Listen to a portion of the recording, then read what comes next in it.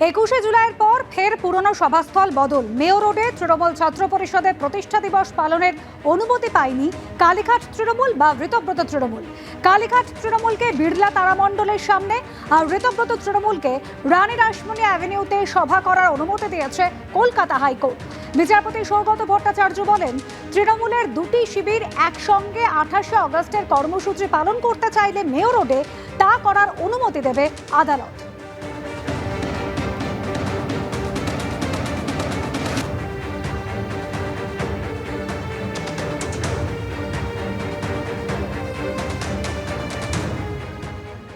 আমরা রাখি বন্ধনও পালন করব এবং তৃণমূল ছাত্র পরিষদের প্রতিষ্ঠা বার্ষিকীও পালন করব এবং সেখানে ওই আবার একই হবে। একদিকে মমতাদির নেতৃত্বে জনসমুদ্র, আর একদিকে কয়েকটা বেইমানের নেতৃত্বে প্লাস্টিকের চেয়ার। এটাও বিজেপি দুজনকেই করাচ্ছে। তার কারণ ওদের তো প্রতি মুহূর্তে প্রাসঙ্গিক করে রাখতে হবে।